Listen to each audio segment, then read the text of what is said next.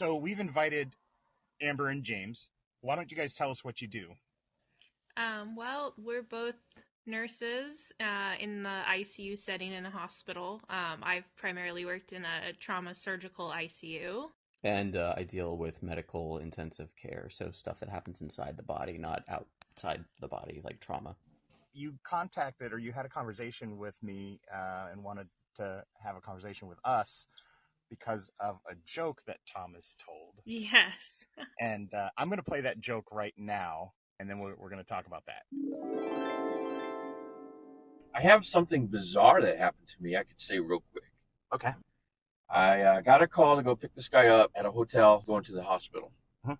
So he gets in, closes the door, and I say, if you don't mind me asking, what's the problem? He was a little embarrassed, but he told me that he was in the hotel room and he had decided to put 6 miniature plastic horses Oh, my God. up his ass. All right. And I said, dude, okay, I'll get you there. Get him there, drop him off. And I shook my head as I'm driving away, right? Well, I get a call an hour and a half later to come back and pick him up and take him back to the hotel. So he's fine. So he's great, yeah. Yeah. So, Well, hopefully, because I don't know how great you could be. well, with 6. there might be other issues, but I'm not here Yeah. to judge. So I pick him up. He gets in. He says, "Oh, you're the guy who took me, right?" I go, "Yeah." I said, "Well, everything okay?" He goes, Everything come out okay? and I didn't say that. I said, "Is everything okay?" He goes, "Yeah, the doctor says my condition is stable." 6 horses, stable. It's a joke, dude. Oh, my God. So, guys, what was it about this joke that you felt was funny? Well, the funny thing was, I didn't realize it was a joke.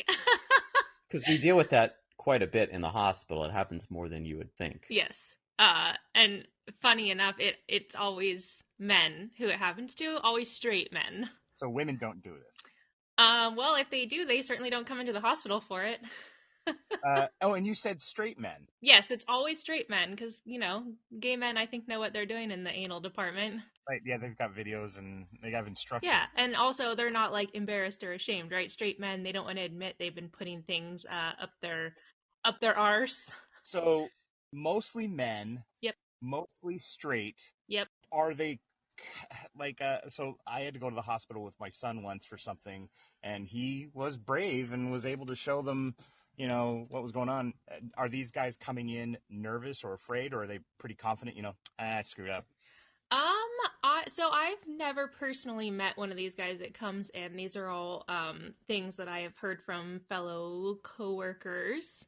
I would imagine that some of them, might be afraid or scared or embarrassed. Some of them might also just be in pain. The last one that I heard about that came in, it was some type of lotion bottle with a pump, and he put the pump end in, which caused it to get stuck. Wow. And not be able to come back out. So I imagine that might have been a little uncomfortable. That's amazing. How do you get something like that out? So the number one way is Number 2. The number 2 way. is by one provider or doctor will put on a very long glove and put on lots of lube on their hand and reach up and try and grab it. Like birthing a calf? Yeah, kind of like that. Wow. Usually they will have these patients sedated and, sometimes give them a paralytic, something that'll help relax all their sphincter muscles so that it is easier to go in and out. Thomas is laughing at the word sphincter. I love that word. And sometimes they need somebody to kind of push from above, so push on the belly while somebody's reaching up trying to grab it. Worst case scenario, it ends up in a surgical procedure where they have to actually like cut you open to push this thing out. Wow. Ew, gross. Yeah. I'm wincing at them. My hand is over my mouth at just the pain on this. So do they video this? Like, could they do like a compilation for Christmas parties of like all the... Make them the Christmas presents? Yeah. This is our blooper reel. This is our pooper reel. I mean, I feel like at the very least it would be good educational videos Oh, right. to Yeah, show that's young boys about yes. what not to do. Yes, actually, yes. We'll put it under that. It's an educational video, but you Yeah, can buy it's it the for new sex ed. $29.99 on eBay. eBay. Yeah. Yeah, don't unwrap that present if it's the bottle of lotion. I don't want that present. Yeah. So I imagine you guys talk about this kind of stuff in the, Thomas had said like war stories or something. You talk about this like in the break room.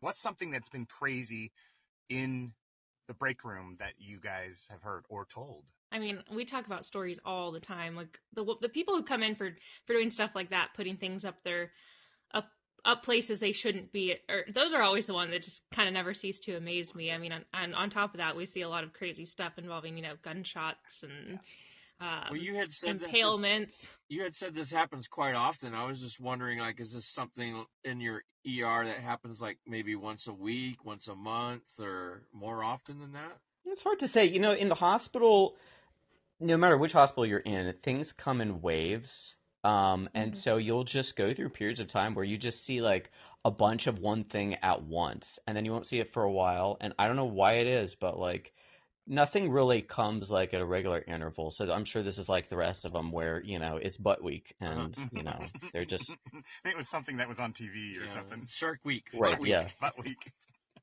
I mean, I think the last one that I know of was about 3 weeks ago that came in, so not that long ago. Okay. Yeah, Yeah, that's all right. pretty common. So Yeah. a lot of people ask us, what's your craziest story? So setting aside what other people have experienced, for each of you, what's your craziest story? Okay, well, I mean, I have a crazy one. It's, I guess it depends on what you consider crazy, but a patient that was not in the ICU, but ended up having to come to us. He wasn't doing well. He went into cardiac arrest. His heart wasn't beating normally. We got him back, brought him to the ICU, and his belly, we discovered, was so like distended. It looked like he had 2 or 3 basketballs inside of his belly. That's how big it was. And Distended means backed up. Okay. yeah, like bloated. Like his tummy, if you pushed on it, was just rock solid, firm, hard. Like I said, it looked like he had a couple basketballs in there. And so the doctors decided that they needed to, emergently open him up and figure out what was going on, because that's not normal. No. Right. So they, in the room, not even in the operating room, but in his room in the ICU, they started to cut open his belly. And after the very first slice, which people probably don't know, it usually takes a little more than that to get you all the way open, right? There's several layers of tissue. Okay. But that first cut, and then literally he just kind of exploded in this poop geyser. Whoa. That sprayed both doctors in the face. Oh. Which was quite comical for all of us in the room. But that doesn't normally happen, right? Normally, like, your poo inside of you is in your intestines. It's not just free floating in your belly. So when you cut someone open, that shouldn't happen. Wow. Yeah. That is So scary. It's gross. For the I mean, it was intimidating. As soon as we kind of all heard the noise of him exploding, like several of us ducked down. Oh. But I've never seen anything So there like was a that noise in my with life. it too, like kaboof. Oh yeah, like there was a noise, there was a geyser, there was I'm pretty sure I had a look of shock on my face because I've never seen anything like that. Wow. This stuff is videoed, right? I really wish it was, but that would be a complete HIPAA violation. Yeah, okay, I suppose. But HIPAA, yeah, Just blur out the HIPAA is face. like the Privacy Act that protects patient information. Yeah. It's that you can't film without their consent, you can't use patient names and all Can't that you just stuff. fit it in with all the other things? And this is just a waiver, and this is just a waiver, and this is just yeah, it's just standard stuff. yeah. So in the event of us cutting you open, and a poop geyser coming out, maybe we videotape Yeah, it. we can put it on America's Funniest Videos. So this patient did survive, though, right? Oh no. Yeah, no, he absolutely did not survive. That was kind of the second they opened him up, they knew that was not a survivable Well, he situation. was beyond septic. He was, Oh, yeah, wow. that was poison. Right, like his guts inside were completely dead. They Oh. couldn't save it, and he, was just to the point where his body was so out of balance, and his blood was so like acidotic Yep. that he just couldn't have survived it. My son, my youngest son, when he was born, half his intestine didn't work, and we didn't know this, and he didn't pass his meconium plug, so they did an enema. They came back like 30 minutes later, he still hadn't passed, so they did a second enema, and he was all distended, and they rushed him to Children's Hospital because he still hadn't passed the plug, and he ruptured on the way, his intestines, and they had to rush him into surgery right when we got there because he was going to be septic. But they cleaned him up, and he survived. Yeah, so same thing that happened to this patient, except that they didn't catch it in time. Yeah. What about you? What's a crazy story? Yeah, what about you, James? What do you got? There was a patient who I had who came in for drug overdose, and I had her like several shifts in a row, and every day at the same time, she would kind of act like she was conked out, like she had taken something. And so I asked her if she had brought anything with her to the hospital and was using, and she just got so offended. Oh, yeah. And after I calmed her down, she then said, "Yeah, I am, but like I'm still like very offended that you would ask. Like, yeah, I was using heroin, but I bet you see a lot of this because this is something we see in the cab, mostly when I was with Yellow Cab, and probably you still see this, right, Thomas? Where we pick somebody up who needs to go to the ER, and these are people who move at about 2, 3, 4 in the morning, and these are hospital regulars. Maybe they're lonely, maybe they're just looking for their drugs, Need attention. Yeah. Do you have what you were describing there? Sounds like a regular. yeah, there's definitely the people who have learned how to work the system. They know they don't have a medical education, but they know which things to say through experience that will get them what they want. For example, like there's people who are frequent flyers in the emergency department who have learned that if they're not getting what they want, if they press the code button that's mounted on the wall for an emergency, that it results in every single person showing up in their room, and maybe then they can get their turkey sandwich. But yeah, no, there's definitely people who are frequent flyers. Get their what? Turkey sandwich. Oh. But they don't ask for like drugs. Codeine, yeah, stuff like that. Oh yeah. I mean, and the hospitals have a way of, we have a way of seeing which other hospitals you visited and when and what sort of prescriptions that you have and when they were filled. And there's some people who like they show up and they say like my ear hurts, and fentanyl really helps with that. So, like, I bet you it does, but but it's the popular drug right now. Yep. Yeah. So I had a guy who used to drive around who he would get, what do you call it? Like when you have a toothache, you can get Vicodin. Is it Vicodin or I don't know. Yeah, it's one of them. It's something like that. But he would get a prescription, but then he would hit like every Walgreens as quickly as possible. Is there a time frame in which you can get this done and maybe get it filled in lots of different places?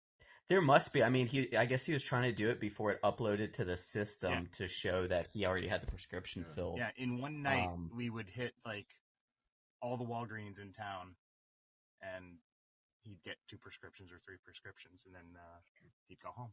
These days, you, for any kind of like opioid medication or any kind of narcotic like that, you have to have a paper script. Right. So they won't send it over electronically. And usually when you go to the pharmacy, they take that paper script and they keep it. You wouldn't be able to take it around to multiple pharmacies. Right. I mean, I can't say it's always been that way, but that's how it is now. Now, James, you're what they call a traveling nurse, correct? That's right. Yeah. Travel or contract nurse. And Amber, you're a resident? Is that what they call it? Staff nurse. Local staff. Now, I've noticed, I've had traveling nurses in the car, in the cab before, and they talk about an animosity between staff nurses and traveling nurses. Have you experienced that? Yes. It kind of depends on where you work and the unit you're in. Culture varies from hospital to hospital, and even floor to floor. And then within like a unit you're working on, there's just some that like they've got to stick up their butt. Yeah. This is a theme that we're going to keep coming back to. Perfect analogy, I know. My last assignment was pretty good. There wasn't a lot of animosity, but I have worked in places before where people do kind of shit on you. And Yeah. like the other thing that even if like there is an animosity, a lot of times they will give sort of the worst assignments to travelers. So you kind of get like anything that is unpleasant, they will give it to travelers first. But Well, I would think that the staff nurses would welcome the help because it seems like they're overworked. Well, as James said, it really depends on the unit. The last unit that he worked on actually was pretty primarily staffed by travel nurses. There were a lot on his unit, and so I think that might have been why the culture was a little bit better. For my unit, we definitely welcome our travelers. They help us out a lot, and we love having them. We're very thankful to them. But that being said, not all travelers are created equal. So definitely the ones who come and don't offer to help or just sit and play on their phone all night long, the ones who don't really like participate, or maybe like some of them even might not, be that great of nurses. And those are the ones that we kind of have a problem with. But I mean, I can't say in my unit that we've had that happen a lot. Most of the travelers we get, especially in the ICU, are pretty good, but they're definitely not all created equal. And I think that's where the animosity comes from. Wow, yeah. I find it hard to imagine somebody who goes through that effort to be a traveling nurse and then just shits on it. Well, it's funny because it used to be such a more competitive subspecialty. You really had to have a good amount of experience and really be like something special to be hired for a contract. But since so many people have left the profession, instead of needing like 5 years experience to be competitive in a travel nurse, people are leaving staff jobs after 1 year and then going and becoming travel nurses. And our profession is such that you have so much to learn. The 1 year mark is really just you proving that you can be competent. But you have to be able to show up to your assignments completely prepared for the worst, like being able to depend on yourself and your abilities, and flexible, learning a new system, learning a new culture, and being comfortable with what you don't know. And so yeah, but it's kind of the world we live in now. Yeah, it is. Have you ever had to throw down at the hospital? Like with patients or staff or what? Yeah. Oh, both. Well, tell me either one.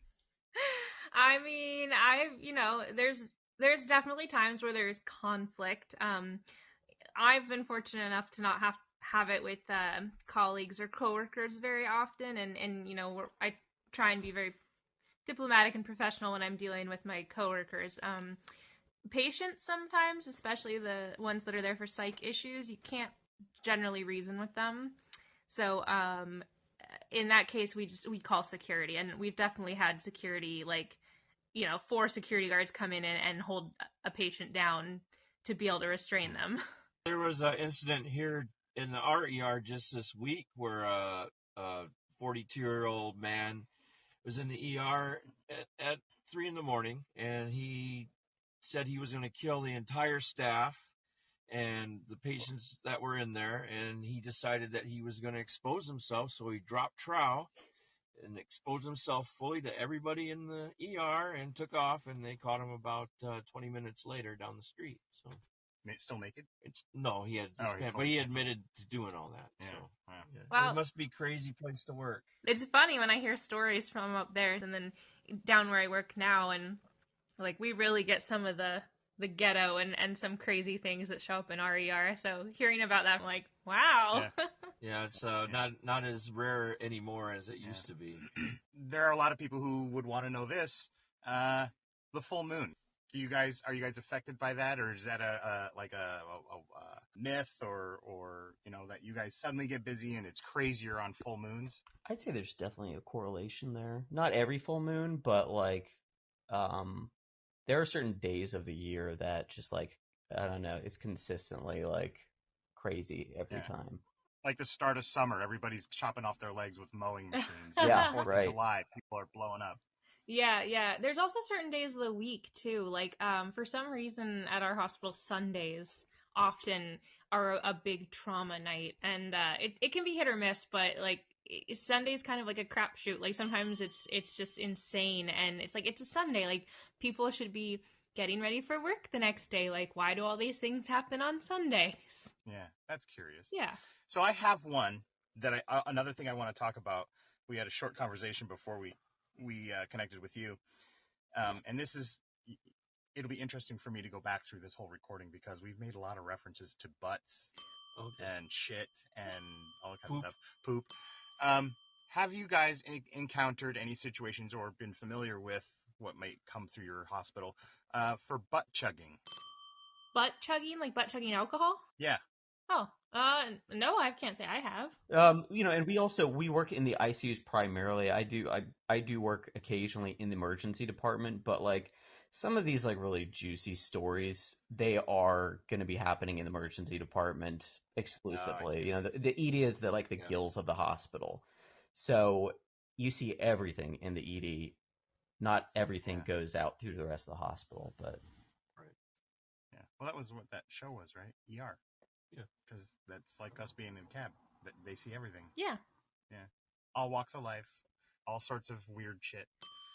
Yeah. Just when I learned about butt chugging, I was like, I understand what it's doing. Because I guess a lot of kids were getting alcohol poisoning very quickly because your intestines absorb the alcohol, I guess, faster than if you were to consume it through your mouth orally. But does that work for caffeine too? Like if I butt chugged my Starbucks, would I be wired? Coffee enemas. It would probably make your fart smell real good. And your ass would smell great. You smell chocolatey. If I get the apple cinnamon Starbucks, yeah, or the pumpkin spice around Halloween time. But I also got to get past the emotional thing. Like if you and I were hanging out, Thomas, and I said, "Hey, I'm gonna bend over, and I want you to you should see his face right now, and I want you to stick this up my ass." I can't think of when I was in high school. That to a lot of people. But if I was in high school, because this is happening a lot with high school and college kids. So even in college, I don't think I have a friend that even my closest friend that I could turn to and say, I'm going to drop my pants and I want you to do this to me. Well, I imagine that would be a certain group of people doing that, right? Yeah, but I guess your weekend drinker, but the stoners and partiers who do this every week. I just don't see it as a relationship thing, It's like, how you doing?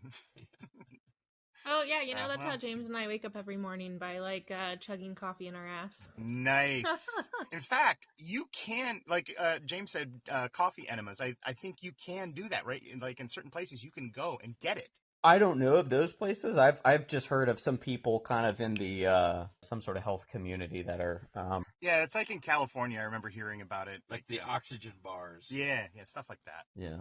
Somebody's like, shove it up your ass. That's awesome.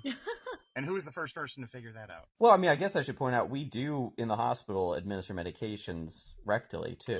So, I have kind of a different approach to that. A lot of people just get it done as fast as they can, but I always make sure to put on Unchained Melody and dim the lights before I do it, and I just think it makes everybody's experience a lot better. Absolutely. If I came in I slip this in. If I came in with a cup of Starbucks and slipped you a $20 bill, do you think you'd take me into a side room in a syringe?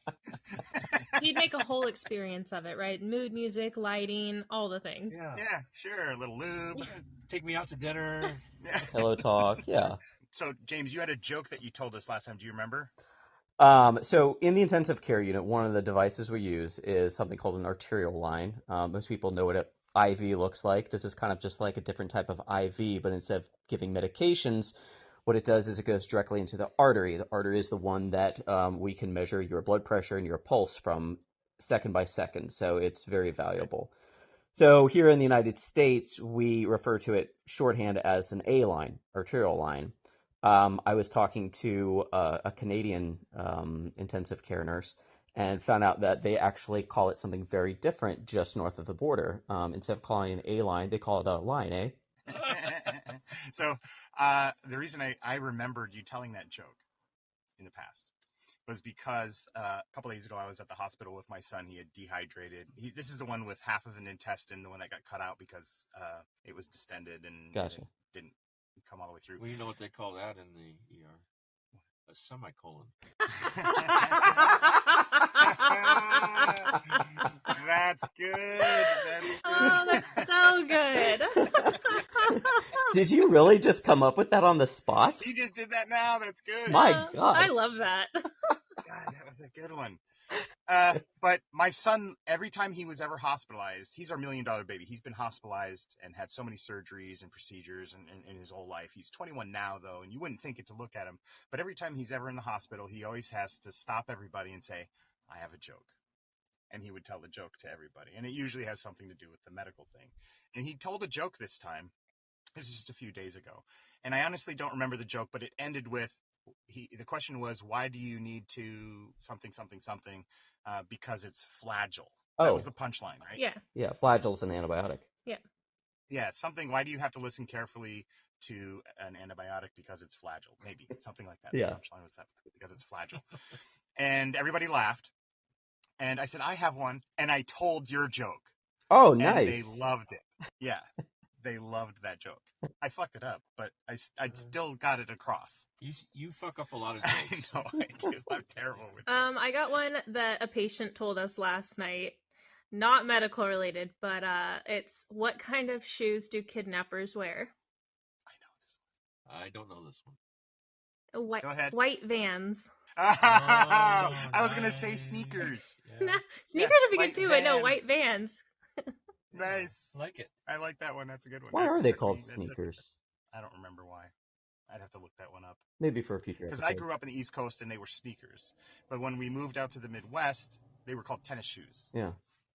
So I don't know. I remember freaking out. I gotta have tennis shoes. What's that about? Well, thank you guys. Thank Thank you. you for Thank coming you very on. much. Yes. Yeah, we got a lot of fun stuff to put out here, and yeah, we enjoyed it. Yeah, I look forward to hearing the final cut. Absolutely. Yeah, it's a great album by Pink Floyd. Final Cut. It's also editing software for movies.